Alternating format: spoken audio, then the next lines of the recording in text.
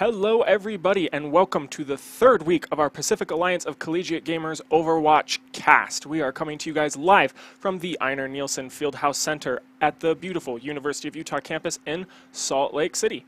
My name is Seth White Ninja. I am a former professional StarCraft 2 player turned StarCraft 2 caster, and I just jumped on board the Overwatch train as soon as it came out. Now I don't play as much, but I just still like to hang around the Masters tier ladder. I'm kind of a tracer DPS one trick, but I absolutely love Overwatch, and this week in the caster's booth I am going to be joined by the amazing Archie Sleek. Some of you may recognize me from Friday nights as your Rocket League play-by-play caster. So I had to drop bomb by and help out today since Zader couldn't make it to this one. Now I'm no Masters player, you'll more find me feeding in your silver games as Reaper, but hey, what are you gonna do? That's just how Overwatch rolls sometimes. Yeah, unfortunately, Zader could not make it tonight. I'm actually not quite sure what's going on with him today, but I hope everything is all right with him. We have got some amazing action that we have lined up for you guys today. Lots of good games. Why don't you go ahead and give us a rundown as to how this tournament's going to be playing out? All right, so if you're just joining us here, kind of like I am, the PACG is actually 4 distinct tournaments across League of Legends, Hearthstone, Rocket League, and of course, Overwatch. Over 8 weeks, our teams will play against each other in round-robin formats to determine seeding for tournaments later on. Overwatch will play every Tuesday night here, starting at 7 p.m. Mountain Standard Time. That's right now, by the by. In case you can't look at the clock. Yeah, so schools are going to be split into 2 different regions, and each school will have the chance to face every other school in their region in the set of 4 match consisting of Escort, Assault, Control, and my personal favorite, Hybrid maps. Do love us some hybrid maps. Oh, yeah. So, at the end of the group stage, the top 3 teams from each region will go on to our playoffs here, which is a single elimination brackets with the top teams moving on to the semifinals. Finally, we get to the good stuff, which is going to be our finals Friday, where the finals for League of Legends, like all of them, just all of our games are going to be played. I am so excited for that. Me as well, Sleek. All the tournaments are going to be coming to an end on one day, so whether you're a fan of Overwatch, League of Legends, any of the games that we're going to be casting in the PACG, Finals Week is going to be the week, or the day rather, that you guys are going to be most looking forward to, because all the best teams from all of the regions and all of the different games that we're going to be showcasing will be coming together. On the subject of regions, that is something that we have going on for you guys in Overwatch. Why don't we go ahead and take a look at those real quickly. All right, so in our Southern Division, we have the Arizonas State and University. Then there's UCLA and USC. And in the Northern Division, we have Colorado, Oregon, Stanford, and the University of Utah. I believe Stanford and Utah will be opening us up for today, so let's go ahead and take a look over to our matches for today. Absolutely, yeah. Utah and Stanford are going to be the first games that we are going to be seeing today. Stanford and Utah, both incredibly strong teams that we have seen in the PACG, both in the Northern Division. And then after that, we are going to have Arizona and UCLA. Arizona faltering a little bit last week, coming up with that 0-1 score. And UCLA, one of the stronger teams that we've seen in the tournament. We have seen 2 games from them thus far, but they have both been show matches, so they haven't necessarily counted towards their tournament standings. That's why they are still 0-0. Yeah, so we're in a similar boat there with Utah. Then our third and final match of the evening will be Oregon versus Arizona State. I haven't had the luxury of seeing these teams too much just yet. Ninja, can you tell me what's your favorite match going into tonight? I think all the matches are going to be fantastic, but I am most looking forward to either Arizona and UCLA or Utah and Stanford. Utah went down last week against Arizona State. They went 0-4 in their matchups, which was kind of sad to see because Utah is such a strong team that we all feel like they could have done better. I think they feel like they could have done better. Stanford is in the same boat. They went down to Colorado last week, I believe, and it was so close. Stanford, they just have some few things that they can work on, and hopefully they've got their team together. They're all rallied, and they are ready to beat Utah this week and finally get themselves up on the scoreboard. But UCLA is going to be amazing this week. I'm so looking forward to see what amazing things that they have presented that they are going to showcase for us today, and they're just going to do fantastic. Like, there's no 2 ways about it. Well, I'm very excited to see that. For me, it's got to be the first match. Both of these teams playing with a bit of a chip on their shoulder. Both of them got something to prove here that they didn't get to prove last week. So let's go ahead and take a look at that matchup graphic so we can break down those players. Here on the left, to the boys of Utah in DPS, it's Flame Turtle and Tandem subbing in for Daddy J this time around. For your dedicated tank, it's Tetrom, who's going to be working alongside Dog21 on the flex, supported by your lovely healers, Sin and CX Dave. And on Stanford's side, we have got Atlas and Ace of Base and Tail Toxie for the triple healer team that they have going on. Corky is going to be your solo tank, and Shimex and Prodigal Son are going to be your DPS and flex tank player at the same time. What do you think about these matchups going up together? Who do you think is going to be playing better? Who do you think is going to be playing worse? What do you think the nerves are going to be doing to these teams? Just give me your thoughts here, Sleek. So it's a little hard to tell. We still haven't seen too much out of these teams, but I'm expecting some good things out of Stanford. We see they've got Shimex on their roster. We've seen this guy do some incredible stuff. He's gone toe-to-toe with some of the best players in this league, so very exciting. And to me, triple healers on their team. That could be something exciting, something new, something we've never seen. That might catch Utah off guard here. Yeah, I completely agree with you there, Sleek. With the way that the healers have been coming out recently with the recent patches to Mercy and Moira being just as impactful as she is, you can run Moira in place of a DPS because she is kind of both. With her ultimate Coalescence, she can do the healing, she can do the damage. You couple that with a Zarya ulti or an Earth Shatter from Reinhardt, and you have got all the DPS that you need. At the same time, for Utah, it looks like they are actually going to be subbing in Tandon in place of Daddy J. Daddy J is one of the better Widowmaker players in this tournament, but at the same time, Tandon, he is one of the better Tracer players in this tournament. He's probably up there with ADHD and Shimex as well, honestly. So it's going to be interesting to see how Utah is going to be playing around this new composition that they're going to be running. They're not going to be running the static Widowmaker. They're not going to be running the more static back compositions. I think we're just going to have to take a look at how both of these teams are going to be playing off on the map selections and whatnot that we're going to be having coming in for you guys today.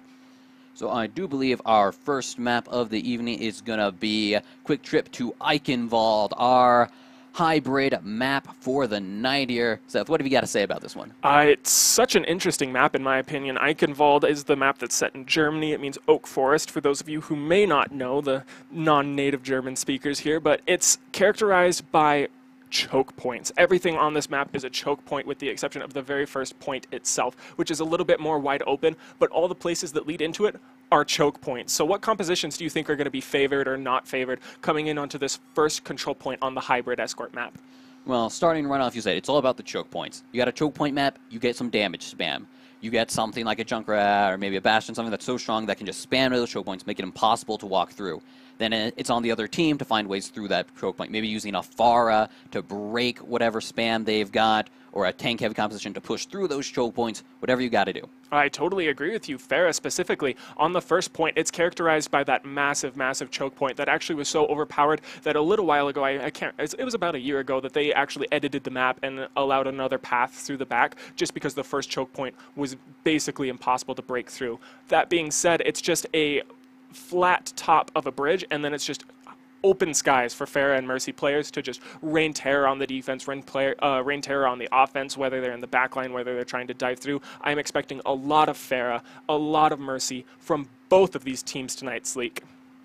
I think that is absolutely to be expected. The Mercy nerfs that recently hit were fairly hard, but not enough to put down this character. Certainly not enough to put down this powerful combo. So we'll see how it's able to flesh out on one of its stronger maps here. Which team's going to come out on top? We'll have to see. Any predictions? I think I'm gonna go ahead and give maybe game one just to University of Utah, simply because Flame Turtle, he's a top 500 Pharah main. When it comes to Pharah, he probably knows better than anyone else in North America, specifically how to play that character. I'm looking for so much Pharah from him and a lot of Mercy from Sin, just because those two players together have so much synergy. I think that's really going to give Utah the edge. At the same time, though, I would not count out Stanford. They could have a huge bag of tricks that we just don't know about. They are running Shimex, who is a fabled Widowmaker player. He took some headshots off of Raxa. He has really shown us that he knows what he is doing on that character. He was a little flustered last week, but I think he's going to be doing much better this week. And that is, after all, the hard counter to Pharmacy. Well, all right. We will see how that is going to play out. I think we're just about ready to get into game here. We'll see what strategies these teams bring and how they're going to execute. Oh, I love these little flyovers of the map. They're just the coolest thing. I'm so glad we have them. Yeah, they're really incredible, aren't they? Just how our production team was able to get that together. You can see they're one of the bridges that Eichenwald is known for. This right here is the payload escort. The escort portion of the map, rather, leading into the second point. The massive castle, and that right there is the bridge that I'm talking about, with the enormous high ground and the fairly open skies that really favors that Pharah composition that we were talking about previously. So first thing I'm seeing here, the pharmacy for red team, sure, okay. Shimmix, however, on the Soldier 76, I don't think that's exactly what we were expecting. We're looking for the Widowmaker here, right? Yeah, I agree with you, but I think Soldier 76 is actually the better pick. There's not a lot of line of sight leading into this first point, so it could be the better pick into Flame Turtle and CX Dave's Fair Mercy composition. All right, well, now they are setting up at the choke point here, got double barriers for themselves. However, opening blood goes to Flame Turtle. Flame Turtle and Pharah diving into the background right there, really messing up Stanford's defenses. Shimmix goes down immediately. Tiltoxy as well. A triple kill, just like you said, is immediately right off the bat for Flame Turtle. Utah has just completely rolled over Stanford's defense entirely off the back of Flame Turtle's incredible Stanford play, Pharah play. That's insane. Absolutely ridiculous there, Sleek. You are absolutely right in every sense of the word. Flame Turtle is not taking any prisoners. Moving here onto the first point, that was probably a 25-second cap, and they've already started to push the payload. So beautiful target prioritization coming out from the far, just giving no breaks to Stanford. They cannot even get out of the walls of Castle Eichenwald here as Utah starts to work on this payload. We see Stanford trying to move forward with Prodigal Son. They are basically ignoring Flame Turtle. That's the first type of counter activity that we've seen against him. He is just wreaking havoc in the backline right here, and Stanford does not seem to have an answer. Shimmix is not capable of dealing with this at this moment in time.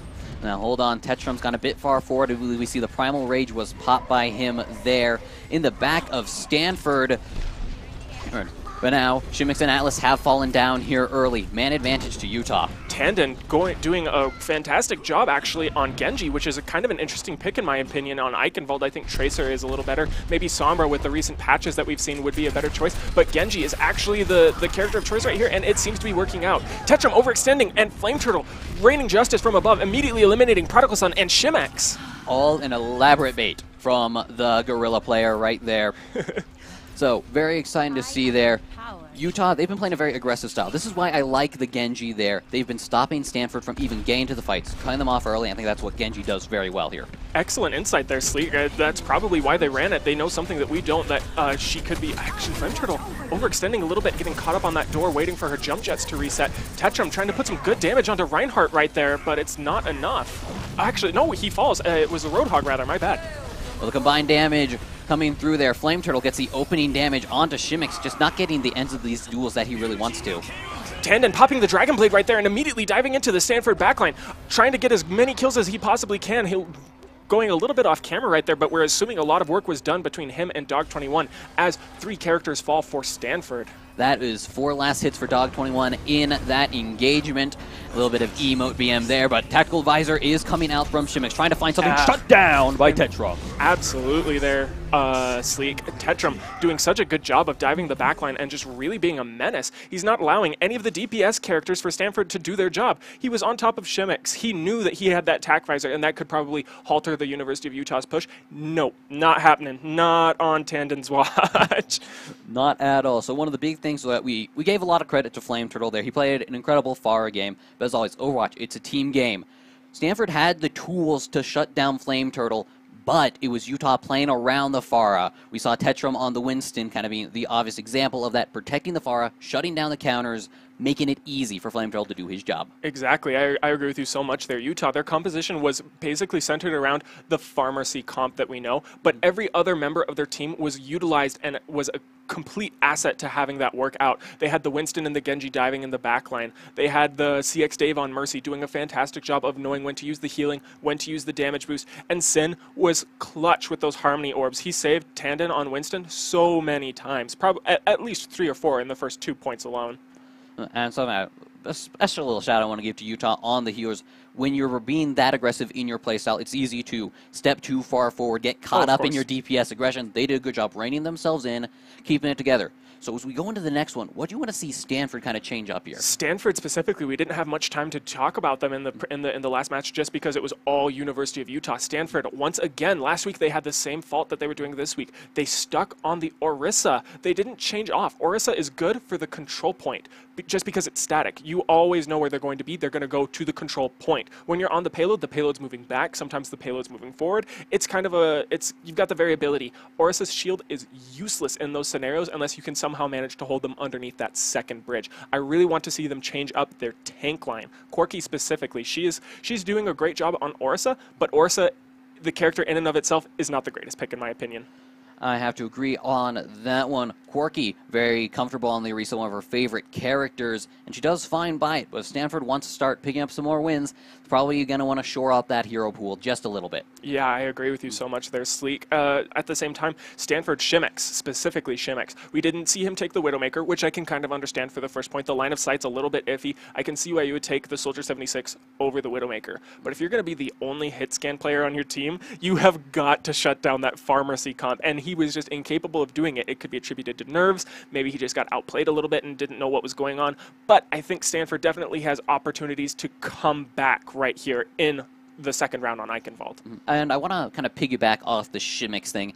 As I said, with Flame Turtle is able to do what he does because his tanks are doing such a good job protecting, healers pocketed him well. I want to see Stanford do a little bit more of that with Shimmix. Exactly, They're relying on this guy. He's their star player. So have your tanks protect him, have your healers healing him, do what it takes, keep this man alive, let him work his magic. Exactly. It would be so simple for them to bring a Zenyatta into their composition. Have Zenyatta drop a Harmony Orb on Soldier 76, put your Discord Orb on Fair, let Soldier 76 get a couple good headshots, because we know Shimmix can do headshots. We've seen him do it before on Widowmaker, and that will absolutely shut down the pharmacy comp. What I'm curious to see, since University of Utah is going to be on defense this time around, is whether or not they're going to be running the defensive pharmacy comp. As we've mentioned before, Flame Turtle is essentially, well, he's not a one-trick, but Farah is far and above his best character.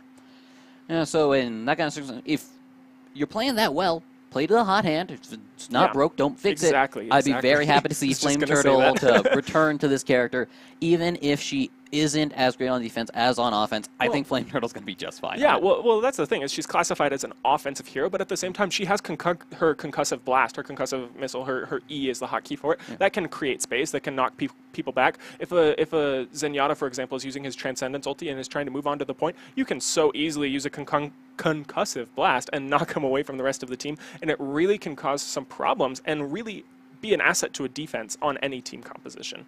I do agree, but if he does play it, he does have to play it fairly differently. Yeah. We saw Flame Turtle did a lot of times. He just literally flew on top of Stanford and fired straight down. You do that on defense. You don't have to aim if it's point blank. You do not. If you do that on defense too much, you're leaving the point alone. Exactly. That can be harder to do. Yeah, great insight there, Sleek. Just the way that the two different teams are going to have to change their styles while remaining the same in their characters is such an important difference to play from low-level to high-level compositions. Yeah, anybody can click Tracer and go do what they want to do, but a defensive Tracer, while lots of teams run Tracer on defense, is played so differently from an offensive Tracer. And I think University of Utah knows the differences better than Stanford. We will just have to see.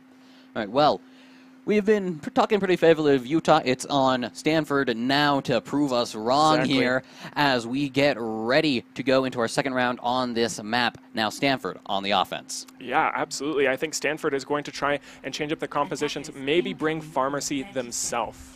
Oh, hello. Sin here going to be on the Torbjorn. He's one of the support players, right?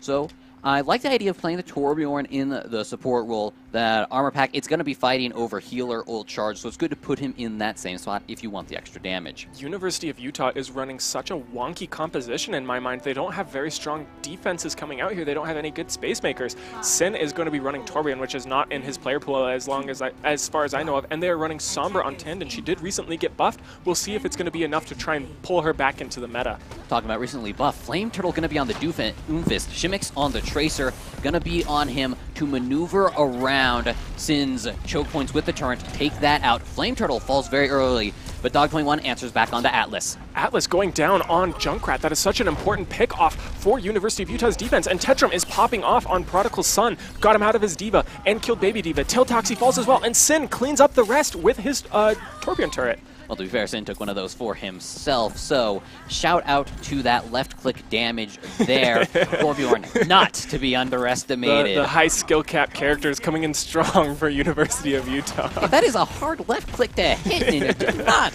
bash on that. But it's up to Stanford to bash on it. Maybe they're caught a little off guard by that.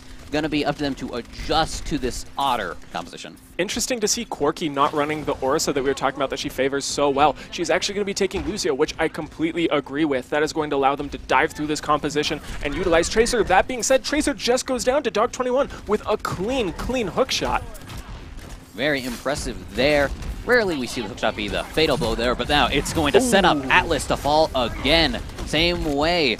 Second verse, same as the first. They're not running the Pharmacy comp. That would do so well against this Roadhog composition that they're running. They are pushing them back into their spawn. University of Utah is not taking any prisoners. They are out for revenge. I'd say Dog21 has actually taken a lot of prisoners. I think that's kind of what the hook does there. But he hasn't missed one of them. Follow-up has been insane. Now going whole hog into the Coalescence combo.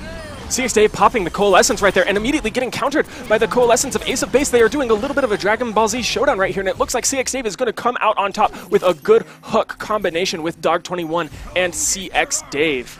But I am glad we just popped over to look on Tandon there. We're seeing some obvious obstacles for Stanford. Dog21 really standing out there. But even if they get all past that, they want to force their way into the fight. Ooh, Shimmick's in a bit of trouble here. Needs to get out of quickly.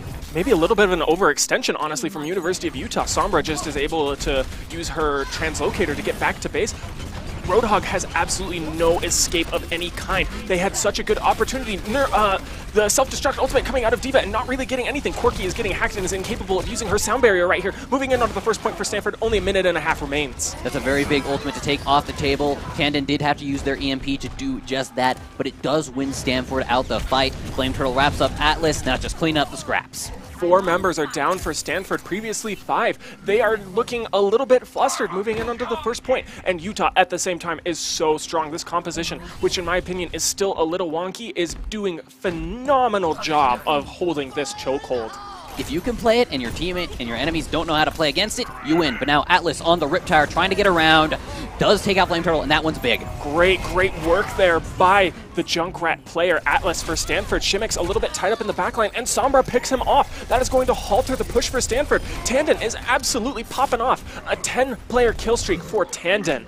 Those Sombra ruffs apparently worked a little bit there, letting him do so much on this character, but not the traditional Sombra roll as he comes out behind the enemy team. Tandon is absolutely overextended in my mind, but that translate locator is going to be coming in key on allowing him to escape. As you can see, he is not dead. He is just getting out of that team fight and doing his best to put as much damage on. Stanford is incapable of leaving their spawn right now. Utah has pushed them all the way up. EMP doesn't even let them out the door. There's the D-Mech, and Whole Hog coming out from Dog21. 15 seconds left for Stanford. I don't even know if they have enough time to walk to point. I completely agree with you there. It looks like Dog21 is just going to continue to shoot them in. Atlas doing his best a job as possible to try and get on the point. Flame Turtle does have his ultimate right there, and he doesn't even need to use it, hitting her with some good body shots on Soldier 76. University of Utah with the first point defense. That is going to secure map 1 in favor of Utah. I think this was kind of more the predictable result, but that by that much of a margin, I was not expecting that. Yeah, I was definitely looking to Stanford to do a better job than they did last week. You know, when you have more time, you can work on the things that you faltered on previously. It seems like they're just falling back to the same things that they were before. They are seeming disjointed. They're not playing as a team. They're not working together to try and come up with strategies that can break things. Maybe they just weren't prepared for it. It could have just been the composition of University of Utah took them off guard. Yeah, you want to talk about how they had time to prepare. How do you prepare for that? You saw the play of the game. Exactly. Torbjorn left clicks, carrying the game. What do you do against that? What is the game plan? Pharmacy. Pharmacy is how you play against that. They were relying on an Orisa shield to defend the Torbjorn turret. If you have a tank run up front and that'll mitigate all the damage from the Torbjorn turret, and you just have Farah kill it in 2 or 3 shots or however accurate she is, that would have just thrown a wrench in University of Utah's defense. They were relying on the Torbjorn turret to clean up people, moving past them onto the point, and then that allowed them to use their big beefy tanks, use their big beefy divers like the Sombra that we were seeing, and allowed Torbjorn to be the main defense asset for their team. If you get rid of that Torbjorn turret, you get rid of University of Utah's defense. I want to give Utah a little more credit than that, but I think you hit the nail on the head there. So you've seen these guys a little more than me. Can Shimix play the Pharah? Is this a matter of didn't want to or couldn't? I mean, I think Pharah is the better pick specifically for Eichenwald, but Tracer can easily do it as well. Tracer can dive in right there, throw a Pulse Bomb, and not only kill the Torbjorn turret, but kill Torbjorn with it as well. So I think the Tracer would have been a good pick, but University of Utah was running Sombra and Roadhog, two characters that do phenomenal against Tracer. I think they had just done their homework on Stanford and knew what they were going to play and then formatted a composition that's going to directly counter what they pick. I think Stanford's going to have to change it up if they have any hope of countering University of Utah moving in onto the next map, whichever they choose. That's one of the things I really love about this kind of league. You can see the team-specific compositions coming out here. You don't get to see that on your ranked ladder at all. And so Utah did a really good job of that. Makes you wonder just how much have they studied Stanford, and will we be seeing similar, apparently wonky, but in practice effective comps as we go forward into our next map? Yeah, that's a fantastic way of putting it, Sleek. It's wonky, but it's effective. I'm not sure if it's just going to be for Eichenwald because the first map is announced each week. When they're moving on, they know that they're going to be playing on Eichenwald. They can make a defense or an offense set up specifically for that. We're going to go ahead and see what they picked for the second map. It's going to be Volskaya Industries, an interesting map. We saw some pretty epic failures last week as quite a few characters were falling off the left into that freezing Russian ice water. How do you think Stanford is going to be able to break University of Utah on Volskaya Industries? Well, it is losers picks on the map, so Stanford did select this one. They've got something in mind. Either this is a map that's comfortable for them, or it will enable a very specific strategy that they think they can run very well.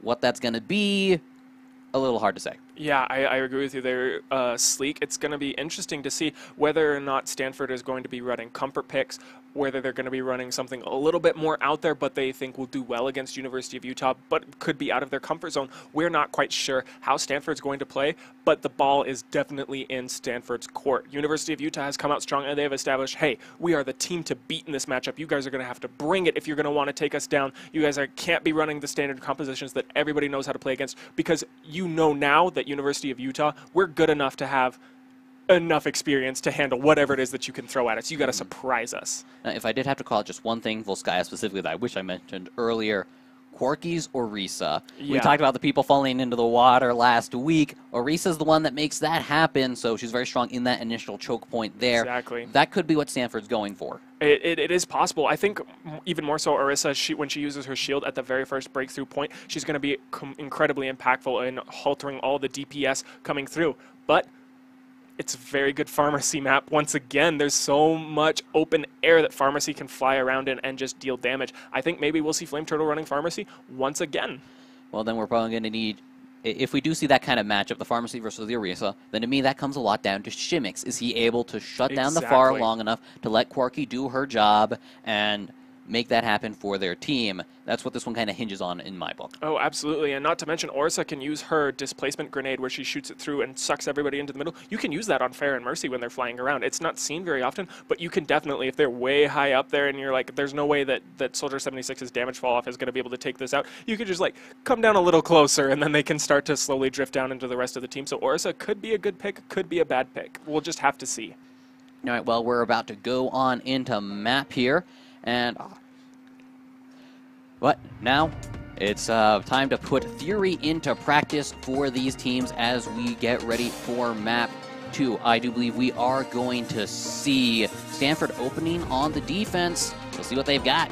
Yeah, I'm not quite sure what they're going to be bringing out, but as you can see on Volskaya Industries, it is characterized by really open air right here. As you can see, Farah can just do whatever they want. Flame Turtle is going to be bringing May in, and Dog21 on Symmetra? I've never seen Symmetra in competitive play my entire life.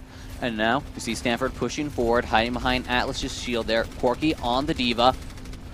This is interesting, to say the least. I agree so much. CX Dave is actually capable of getting a pick-off on Shimix. He just is not on top game right now. He's kind of faltering a little bit in a very obvious fashion. Flame Turtle is just putting Icicle after Icicle into Stanford's backline.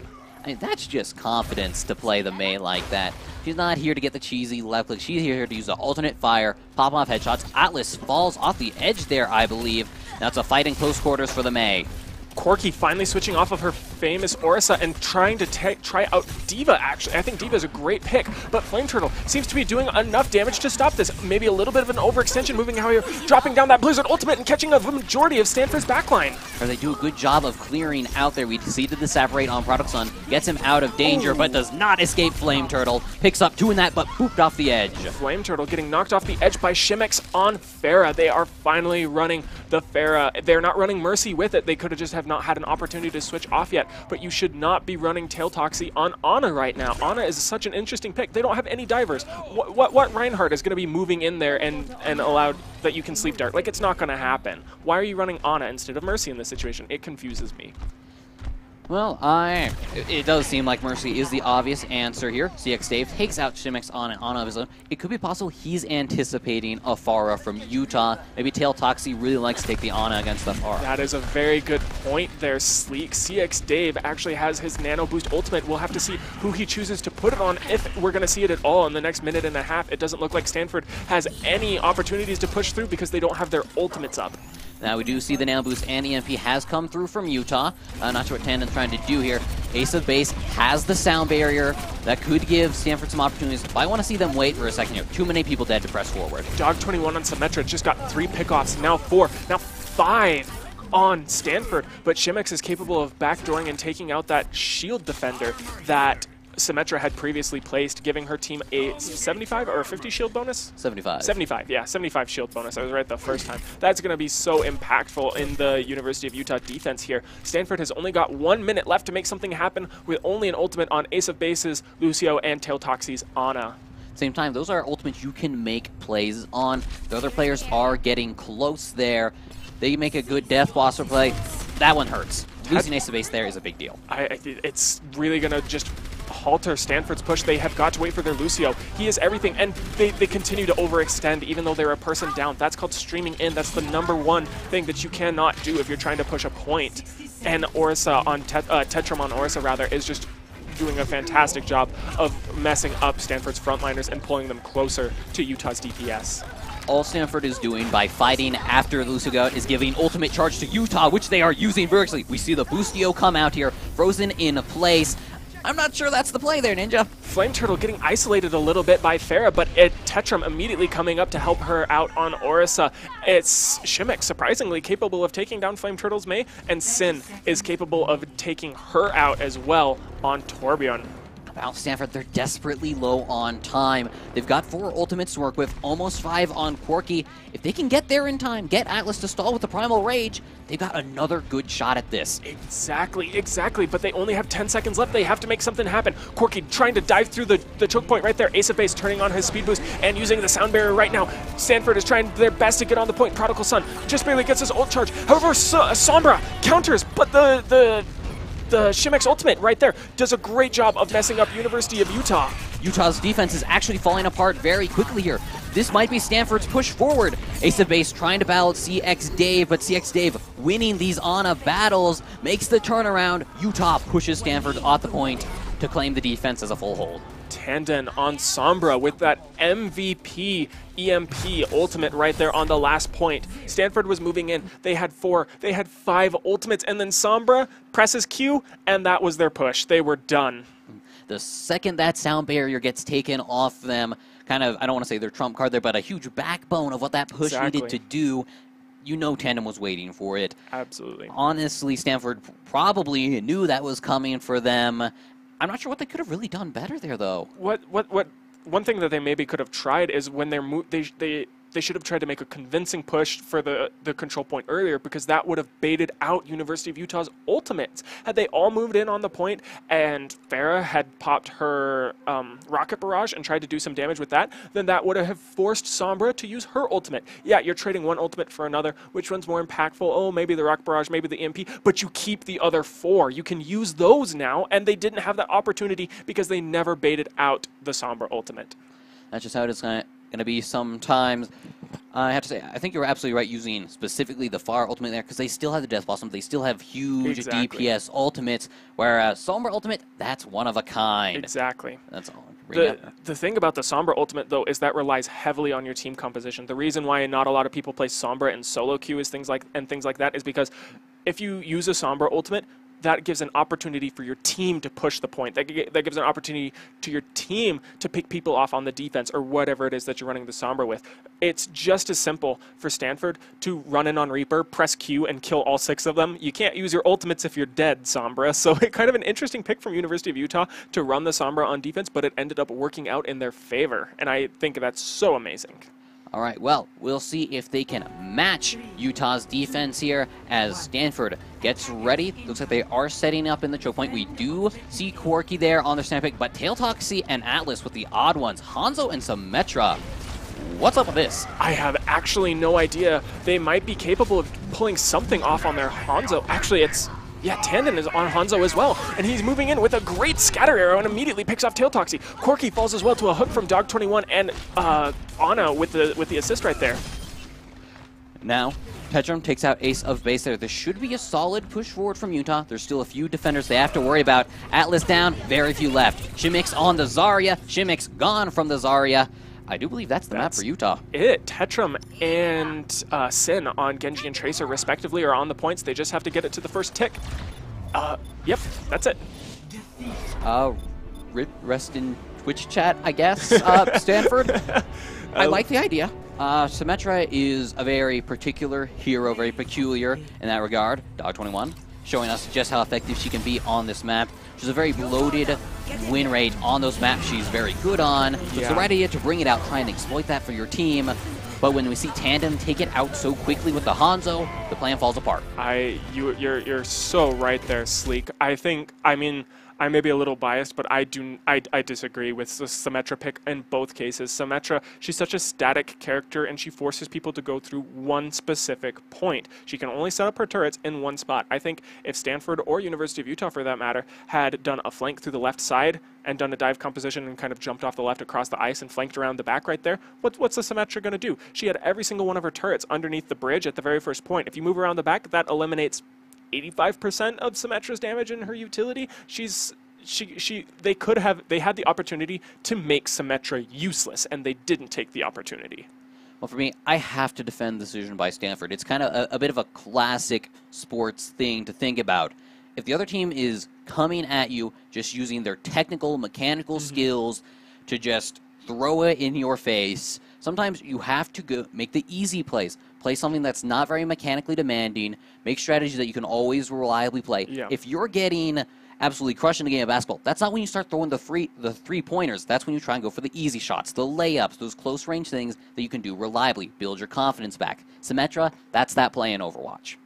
Yeah, I agree with you. I see where you're coming from on that one, but simultaneously, like I mentioned before, University of Utah knows how to defend against those standard things so well. So I can kind of see why they decided to run the Symmetra, but it's like, okay, Symmetra, we know how to play against this. We've played against her 1,000 times in solo queue or however it is, and I think when they were running the Roadhog, I think they only had Corky on Orisa as their solo tank for that match, and then Roadhog landed a hook, pulled her in, and that's it. You didn't have a tank anymore, and then they were relying on Symmetra barriers, which doesn't have enough HP to block a majority of the damage from University of Utah. Well, they'll get another chance here as we get ready to travel to Nepal. This is an effectual match point for Utah. If they're able to take that, we will still play all 4 games, of course, but Stanford, they've got their backs against the wall very early on here. Yeah, and they decided to go with Nepal instead of Lijiang Tower, which seems to be the favored King of the Hill map. What do you think about Nepal, Sleek? For me, the big thing for me as far as Nepal goes, as opposed to Lijiang Tower, is the ability to run the Pharah. Just the maps in Lijiang are so favorable for the Pharah. They give her so many opportunities. That's going to let Flame Troll do whatever he wants at all times. Taking her to Nepal Sanctum, there's room there, but it's very enclosed, hard for the Pharah to do her work. I like the idea specifically to take Flame Turtle down a peg and take it to Nepal. Yeah, that makes a lot of sense. Like you were saying, lots of people do run the Pharah on Nepal Sanctum just because it's characterized by having the point right next to a massive dead zone that it's also easy for Pharah to concussive blast. But at the same time, there's a pretty low ceiling in that room. There's not a lot of room for Pharah to fly around. You can do just as good a job of knocking people off the edge with an Orisa, because Orisa can throw out her green grenade and suck everybody off the edge and get quadra kills so simply on Nepal. Let's see if we can get a quick overview of the map right here just so you guys can see specifically what we're talking about. Right, so we will be going into Nepal Village first. Oh, that right there, you can see a little bit of the dead zone off the edge. Yeah, so that's very dangerous. The enemy is packing a Lucio or the Orisa there. Always have to be aware of that as you are planning your attack on that map. This is one of my favorite design maps. The place is just gorgeous. It's beautiful. I completely agree with you. The Zenyatta statues, or Mumbata, I think that's his name was. I could be wrong. Mundata. Yeah, Mundata. There you go. That's his name. Here we have University of Utah and University of Stanford, both taking the back routes. Some amazing Flame Turtle diving through right there, immediately picking off Prodigal Son. Not a great start for Utah, actually. 3 members have fallen down. Stanford seems to be taking the early aggressive advantage here. They've obtained a massive man advantage early on. That's about as big a man advantage as you can get, I do believe. Ooh. Some interesting things here. Mutatone on the Hanzo. Mutatone, not only with the Hanzo, but the Sound Arrow headshot on Shimex. Holy cow. My goodness. Actually, it looks a little bit like the name titles are flipped, where it says Utah is actually Stanford, where it says Stanford, it's actually Utah. So Utah was the team that was taking the early advantages right there. Sin, Mutatone, CX Dave, they're actually falling to Shimex right now. This is the Shimex that we know and love. That's the Shimex that we wanted to see in the previous 2 matches. He knows that this is his life on the line right now. He has got to bring it, and that's exactly what he's doing. Dark21 getting isolated and immediately picked off by, you guessed it, Shimex. And now it is going to be Stanford in control of the point. I'm sorry, I'm going to have to call out the boys of Utah. To me, I'm sorry, that's straight trolling. Mutatone is your Reinhardt player. Flame Turtle, he's your DPS. Why is Muty on the Hanzo? I do not know. I mean, I kind of agree with you. They could be, maybe they see something we don't, maybe they are trolling, but either way, it was working originally. They got to 24%, but Stanford immediately recognizing that Utah had a not very strong composition, and they capitalized. Ace of Base popping the Coalescence ulti right now and isolating Dark21, and he pops down. Shimex taking a 1v1 against Daddy J on McCree. McCree hard counters Tracer, and Shimex on Tracer was capable of shutting him down. This is the Shimex that we're looking for. I am so happy to see him back at full potential right now. Extra props to Ace of Base, had a very good Coalescence in there. Absolutely. Making the right plays. Ooh, Quarky back on this Lucio again. Showing me that hero was a little deeper than we gave credit for. DJ goes down to the Pulse Bomb. It's Utah already down a man. Make that 2. Sin gets hooked in by Atlas. Stanford, this is the Stanford that we know and love. They're looking so strong. A massive ultimate popping out there from ultimate, but countered by Flame Turtle's Earth Shatter right there. However, Prodigal Son's Junkrat Tire did go down in that, but it looks like Stanford is still going to come out on top. They're just taking all these fights, more or less complete team wipes. Very impressive stuff from Stanford. Good to see they've still got their head in the game. They're not going to let a few bad games tilt them off the face of the planet. You are absolutely right there, Sleek. Utah is kind of looking flustered. Daddy J has got picked off 3 times by Shimex. He is not doing a very good job of using his character to its maximum potential. Quirky is going to be holding that Sound Barrier ultimate. She can at any time pop that and defend a majority of the HP that she can use. Right there's a classic opportunity, but it looks like she goes down in the middle of the Zarya ultimate. The Graviton Surge from University of Utah cleans up 5 members of the Stanford team.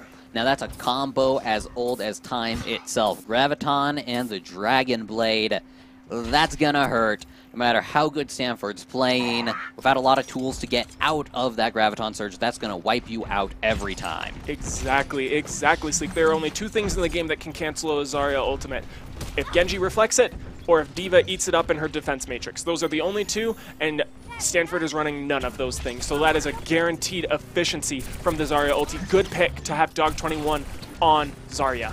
I like to see Mutant switching over to the Roadhog. That seems more his style to me. DJ and Sin get the early kills. What the double dead eye kill there, but the Pulse Bomb, they got 2 tanks! Shimex counters and immediately eliminates, like you said, there's like 2 tanks of University of Utah. Shimex is doing a fantastic job, even though he fell there to Sin, and it looks like University of Utah actually retained the control of the point right there. 91% rapidly approaching 80 for Utah. Sin trying his best to get out. He's a little bit overextended. Stanford tries their best to capitalize moving in here. Ace of Base with an ultimate, and Prodigal Son on Junkrat also with an ultimate.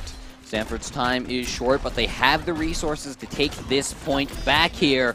Sin going on, and Prodigal Son will find him. Mutatone takes out Shimex, and Stanford running out of resources very quickly. Shimex falls down to Mutatone, like you said, they're Sleek, and that is a majority of their pushing power. Stanford, 4 members down. They have to get on the point, but there's just too much manpower for University of Utah, and that's going to be it. 100% to 91% Sleek, but that has been the most convincing effort that we've seen from Stanford all day. that has been their best play so far. You said it yourself. Shimmick's showing up like we expected him to. The rest of his team giving him the backbone we needed. Stanford keeps bringing that level. I don't think that Utah's walking out here with maybe the 2-0 that they want. Exactly. You are so right there, Sleek. If Shimmick stays on his game, he was on his game right there. They had a little bit of problems, but that came down to ultimately team compositions and, locations and stuff like that. But Shimmick, by himself, did a fantastic job. And Ace of Base as well. Want to give a shout out to him. Ace of Base on Moira used those Coalescence ultimates fantastically. He used them in positions and situations where he was not only dealing ridiculous amounts of damage to Dog 21 and to Flame Turtle and their tanks that they were running, but was also healing. And we're just going to go right ahead and get into the second map on Nepal right here. It is going to be Nepal Sanctum, the Farah map that we were mentioning earlier. However, it looks like Utah is electing not to take it, and they are running the Widowmaker on Daddy J instead.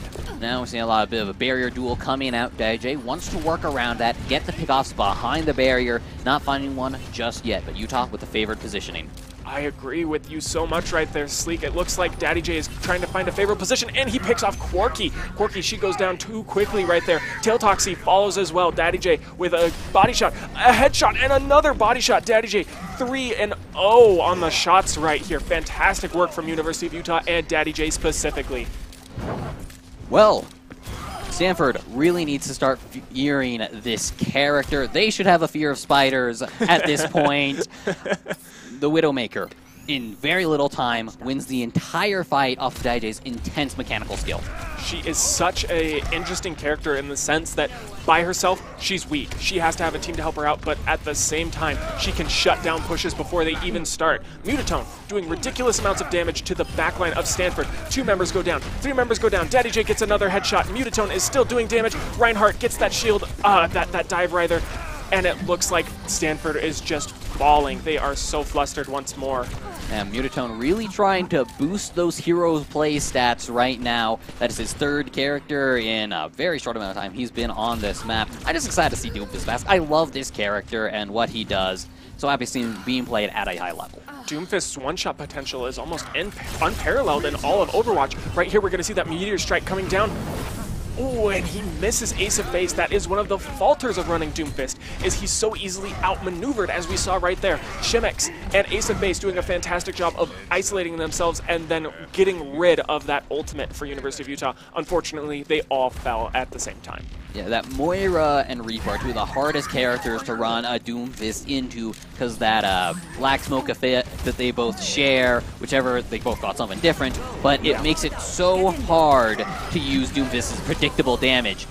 Now, lots of ultimates coming back to throw back Stanford. Daddy J actually faltering right there, dying a little bit. CX Dave, however, is going to pick up all the slack, getting 2 kills. Quirky goes down, and Shimmick as well falls to Sin on Ana. That's not a situation you ever want to be in. 97% for Utah. And now, Stanford kind of trickling on to this point. They need this stall. Utah wants the rocket punch. Instead, throws himself off the cliff. And Stanford, they've got a chance here now. With the Death Blossom coming through, Daddy J falls down, as does Dog 21. Stanford should be in control here. Ace of Base solo-handedly got on top of the point right there and took it over in overtime. And then he juked out Mutatone, and Mutatone shot himself right off the edge. Feels bad, man, on Doomfist. And then it came down to Prodigal Son's ultimate. That's why you can see he's on fire in the top left. He got a ridiculous amount of damage off onto Utah, and they actually capped the point. 99% to 20. Stanford, they're not out of this just yet. Shimmick continuing to do damage on Mutatone. I'm starting to question the Doomfist pickup here from Mutatone. He's playing against characters that are hard for him. The map isn't particularly good for him. Too many places to fall off. I'm not in love with the selection as much as I'm in love with the character. And Stanford retains 4 ultimates. Shimmick just barely using that pulse bomb, fluffing it a little bit, not getting any kills, but they still have Ace of Base, Quirky, and Tail Toxie. Ooh, just barely dodging the Earth Shatter right there from Reinhardt, and Shimmick is going to be doing ridiculous amounts of damage on Flame Turtle. Mutatone, once again, not hitting anything, but Flame Turtle is popping off. 5 members down for Stanford. It's Quirky alone with the sound barrier, and a team kill for University of Utah. It was actually the prediction play from Mutatone. He knew where Shimmick was going to be completely, obviously, of course. Now, overtime coming through, and Utah will take the ball. That was oh so close for Stanford. They had such a good opportunity. They had all 4 ultimates up that they could have used to hold that point for at least another 65%, but University of Utah being conscious of that and playing that to their advantage. I wonder which play this one was. The Zarya Dragonblade. Infamous. That actually was coupled with the Coalescence. Sin right there dropped down to about 65 HP, and then it came down to CX Dave's Coalescence ultimate that probably did a lot of the damage and healed up the Genji to be able to do the damage that he needed to do there. Great team composition, great synergy from University of Utah on Nepal there, Sleek. I do have to agree, it just seemed that particular Graviton combo, Stanford was not equipped to deal with just that level of anime power. They got their Sword Swinging Ninja, they've got the Kamehameha Wave. Stanford just did not quite have the power of God in Anime on their side. I was just in going to that say, one. I was like, do the God in Anime reference. I love that so much. Stanford, unfortunately, they tried to pull it back from just the brink of defeat, not doing a good enough job, though. Shimix tried his very best. He was trying his little heart out. You could see that he was just getting pick after pick after pick. Flame Turtle was going down on the tanks, which was a little weird for him to be playing. Daddy J faltering as well, all because Shimix, he had his team in a backpack and he was hiking up the Nepal hill. It just didn't get him very far, unfortunately. But speaking of DPS getting lots of picks and carrying their teams, Daddy J on the Widowmaker. Yeah, absolutely. That one insane play just from those scoped headshots got almost as many kills as the Graviton combo we saw in the play of the game. That's the thing, yeah. That's what you field this man for. Exactly. That's what they put him out here to do, and he delivered. I love watching this guy play. It's so exciting to see such high levels of Widowmaker play come out. I hope Utah continues to bring it as we go forward. We still have one more map here. Utah will take the victory, but we still have our 4th one here. I think we can pull up our map selection now. It is going to be the Junkertown here. What do you want to see Stanford pull out for this? I want to see them pull out Protect the President composition. Everybody runs Protect the President, Pirate Ship Comp, whatever it is that you want to call it on Junkertown, but it is just so powerful. Whether you do it with Torbjorn, whether you do it with Bastion, it doesn't matter. Or both. Yeah, you can do it with both. We run just full pirate composition with Bastion, Torbjorn, Reinhardt, Orisa, and just, it's going to be so good. And it's not, I don't want to say low skill level because it does take skill, but I think it's going to be right up Stanford's alley. I think they're going to be able to utilize it to full effect. It's like kind of what I was saying with the Symmetra play earlier. Exactly. You're having a hard time, go for something that's a little less mechanically skill intensive. Pick Bastion. It's not just about playing something easy. It's about specifically lowering the mechanical skill input you need for value. You're playing a more tactical game. It becomes resource management. I don't want to say that's an easier thing to do, but you're using an alternate skill set. So if you're losing with one skill set, pull out a different one. It's just kind of... You're so right there, Sleek. Me as a professional StarCraft 2 player, StarCraft 2 is one of the most strategically intensive games on the planet Earth, probably the most strategic intensive game, and it's so fun once you get up into the Grandmaster and the top 10 global ladders that everybody's doing these far-off strategies and these far-off compositions, and then you just do the stupidest thing and it works out because no one's expecting it. That's exactly what's going to be happening right here, providing that they actually do run the Protect the President composition, which I think is going to be doing really well. All right, if they are doing that, I'm just going to kind of dare Stanford through space and time here. They can't hear me. There's no way they can, but I'm daring them anyway. Torbjorn and Bastion, Orisa, Reinhardt. Do it. Lucio Moira. I want to do it. Full cheese all the time.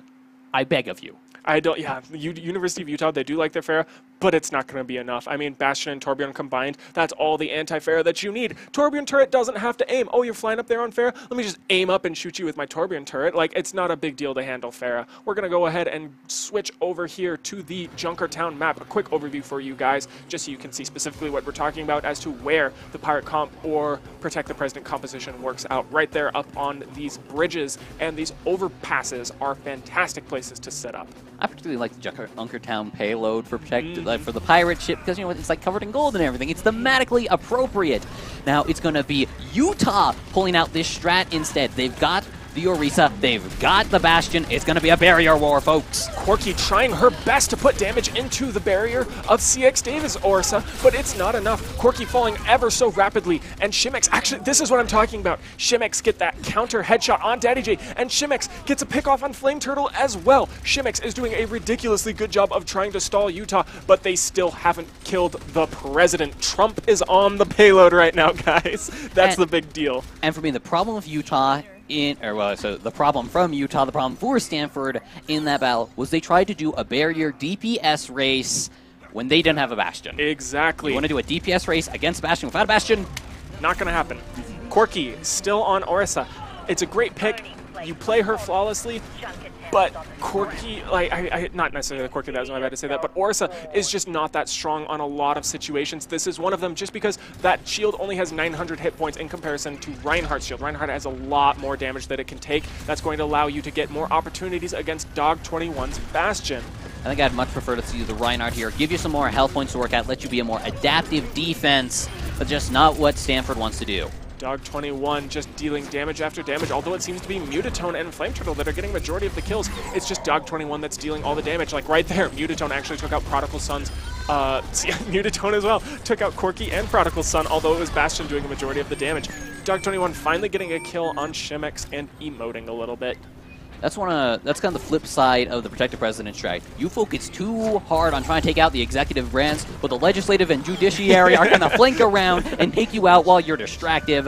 And Shimix, he's getting the law taken to him by Mutatone and Flame Turtle. Yeah, the DPS players for Utah are putting a punishment on Stanford, and I don't think they are capable of countering it at this point in time. Ace of Base getting isolated by CX Dave. Here we have a little support versus tank war. Flame Turtle gonna punch Shimix in the face real quickly and get that quick kill. CX Dave chasing down Moira. I'm not sure if that's exactly what I want my Risa to be doing at all times.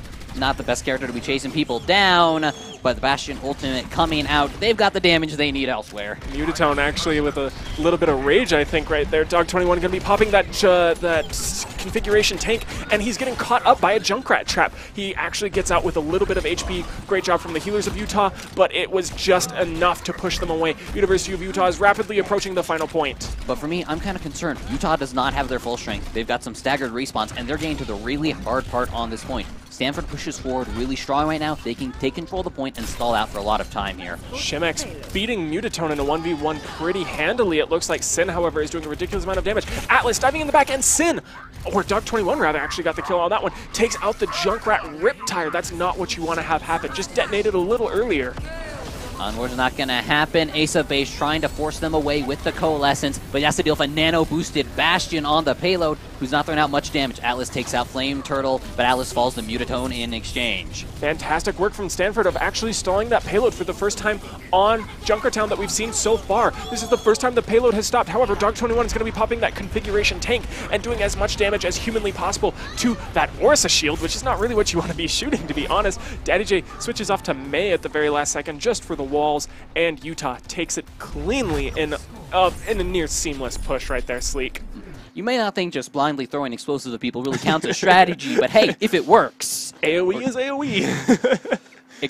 It was distraction that Utah needed to push the payload forward just that little bit more, so they get the full take on Junkertown in a very impressive time. You cannot get it done much faster than that. Exactly, exactly. There was not a single point, except for a little bit there at the very end, where the payload was actually stopped. That's about the fastest you can possibly cap it on any payload map by itself. But Stanford, their compositions, man, their compositions seem to be their downfall. Not necessarily individual player skill. The champions that they're playing, the characters that they're playing, they play them really, really well.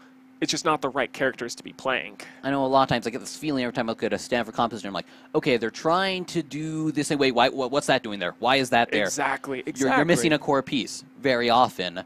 Specifically, just now on the Junkertown defense, we see the Risa set up on the high ground. Okay, damage him. Where's the Bastion? Exactly.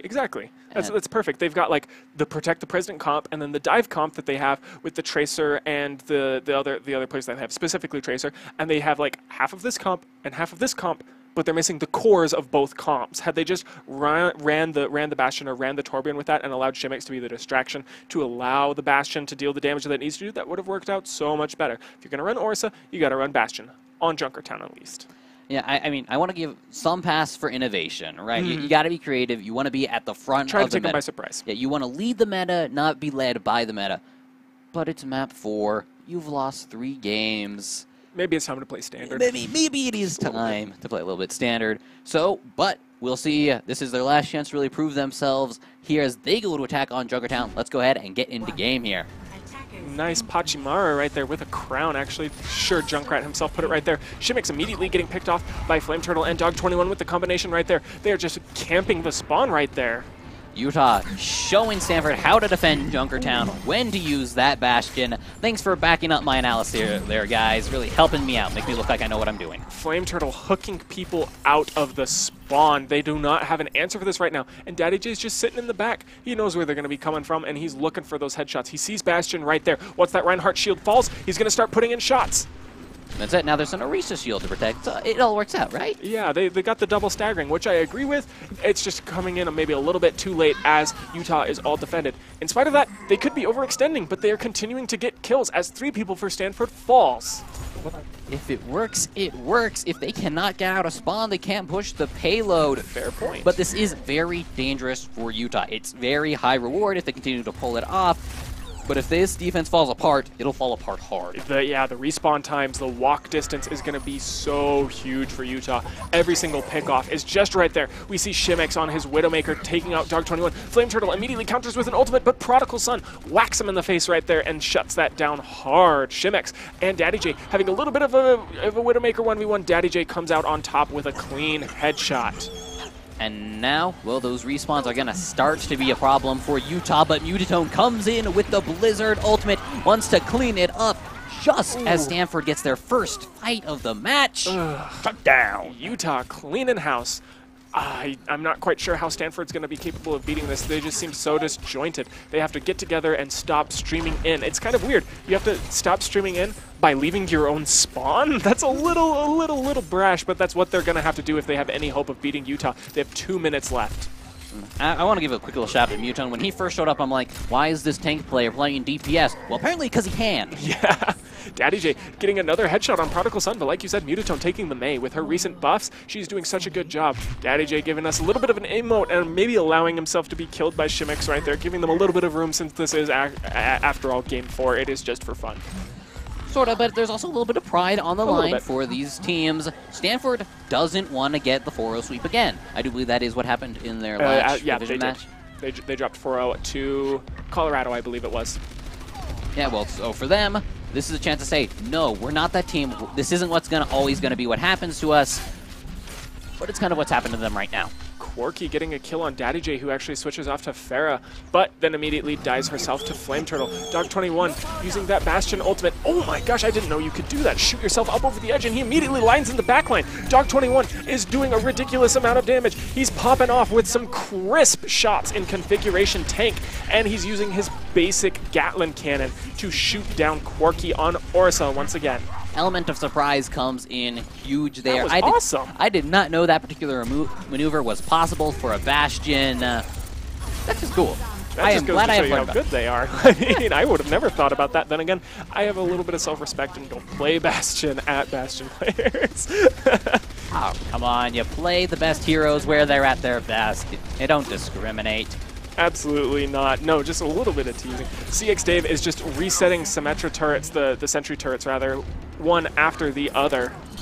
So is this a strategy for Utah, or are they just doing whatever they want? I think they're just doing whatever they want. I don't think anyone would be running this specific composition this close to the spawn, but they know that they're not going to let Stanford leave the spawn. They can kind of try out new things. Who knows? This could be hidden OP, and we just don't know about it. Hey, maybe it's possible the strategy is just that good. I mean, it's not a matter of Utah being better than Stanford. They've just got the new secret strat. Shimex just punched Mutatone in the head. Widowmaker with a melee kill. You don't see that very often. No, you do not. And that is going to be our 4th and final map of this set in favor of Utah. They will take that clean 4-0 for their first division match. Yeah, Utah, like you said, just barely their first division match. The previous ones didn't actually count. They were just show matches. But Utah coming in strong in their own division with a clean 4-0. Dog21 and Mei on Mutatone were just synergizing so well together. Now, amazing show from Utah. Really, they played strong in all 4 of those maps. Their push on Junkertown was one of the most convincing displays of skill I have seen out of this team Junkertown's hard. Junkertown's really hard. It can be really hard. So if I am another team watching this set, I'm thinking, you know what we should never do? Play Utah on Junkertown! Yeah, it seems like they know what they're doing on that map. What do you think specifically that Stanford could have done to alter their team compositions? What they could have done to, get it together in every sense of the word? Well, see, that's really hard to say because we see through the whole game, they're dying as soon as they step out of spawn. So you want to think, okay, That's maybe do tilting. something more tanky, but they've got the Orisa, Reinhardt. I'm pretty sure there's a Roadhog in there at some point or another. How'd you get much more tanky than that? You've got a very limited supply of options, but what they can do, they could try what Dallas Fuel started. Maybe pull out the Lucio, trying to rush forward, push them out of position. Something like that could be attempted, but that's all we got here. That's such a good point to make. I think one thing that they could have done is they could have gone for the flank. University of Utah was camping outside their front door. Why don't you go out the left side door, the right side door, the back door, anywhere else aside from University of Utah is, and try and C9 back cap them? That could have worked out. Had they run Tracer, had they run Genji and kind of went out around the right or left side and tried to get the flank on University of Utah, it would have worked out more in their favor. At least that's what I think. But we will have to see how Stanford does in their future matches. That's going to be it for our first round of the day. We will be right back with some more action for you guys after a short break. Don't go anywhere.